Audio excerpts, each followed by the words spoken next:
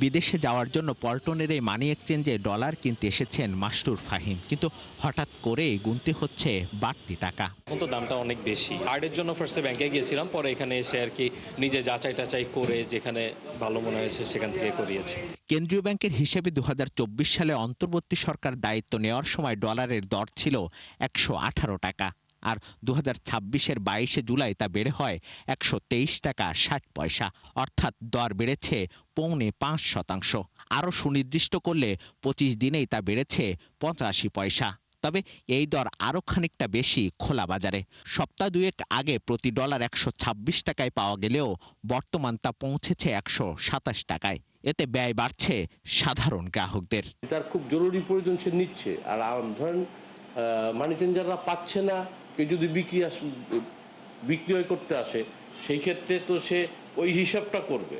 যুদ্ধ পরিস্থিতি স্বাভাবিক হয়ে গেলে আমাদের এই বৈদেশিক মুদ্রার বাজারও স্বাভাবিক হয়ে যাবে। সাপ্লাই চেন আবার হয়ে যাবে, সাপ্লাই চেনটা ঠিক হয়ে যাবে, ডিমান্ডও সাপ্লাই চেনের ব্যালেন্স হয়ে গেলে তখন রেটটা অটোমেটিকই স্থিতিশীল হয়ে যাবে। সবশেষ অর্থ বছরে রেমিটেন্স আসে রেকর্ড ৩৫ বিলিয়ন ডলার। ইতিবাচক ধারা অব্যাহত আছে জুলাইয়ের প্রথম ৩ সপ্তাহেও। অন্যদিকে রপ্তানিও ছিল আগের অবস্থানে, ফলে ইতিবাচক আর্থিক হিসাব। কিন্তু তারপরেও কেন বাড়ছে ডলারের দর? নর্মালি হয় কি, একটা ইম্পোর্ট এলসি খোলার পরে কিছু সাইড থাকে, কিছু ডেফার থাকে, সেটা হয়তো ইমিডিয়েট পেমেন্ট হয় অথবা ৩-৪ মাস পর পেমেন্ট হয়, সেটা একটা প্রেশার থাকেই।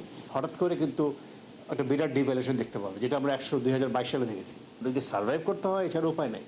বাংলাদেশ ব্যাংক বলছে, বিদেশি দায় দেনা ও জ্বালানি আমদানির বিল পরিশোধ বৃদ্ধির কারণেও কিছুটা চাপ পড়েছে বিদেশি মুদ্রার ওপর। এ সময় কারসাজির প্রমাণ পেলে ব্যবস্থার হুঁশিয়ারি দেন মুখপাত্র।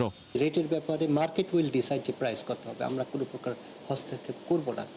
সেক্ষেত্রে ব্যাংক নিজেই, কারণ যখন রেট বেড়ে যাবে এর জন্য ক্ষতিগ্রস্ত তো আসলে ইম্পোর্টারও ক্ষতিগ্রস্ত হবে, কিছু কিছু ক্ষেত্রে এক্সপোর্টার। কারণ আমাদের সবচেয়ে বড় এক্সপোর্ট খাত যে গার্মেন্টস, তার তো আবার 70-80% তো ব্যাক টু ব্যাকও হয়। কোনো ধরনের এরকম যে ব্যত্যয় দেখা যাবে যে তা কোনো কারসাজির মাধ্যমে রেটটাকে বাড়িয়ে দেওয়া হয়েছে, অবশ্যই ব্যাংক এবং ব্যাংকের নির্দিষ্ট ব্যক্তি যে যাদের কারণে এই জিনিসটা, কারণ একটা ব্যাংকের সবাই হয়তো বা এর সাথে সম্পৃক্ত না, ব্যাংক এবং ব্যক্তি বিশেষকে শাস্তির আওতায় আনা হবে। ডলারের দরে ঊর্ধ্বমুখী প্রবণতা অব্যাহত থাকলে বাড়তে পারে আমদানি ব্যয়, যদিও এতে উপকৃত হন রপ্তানিকারকরা।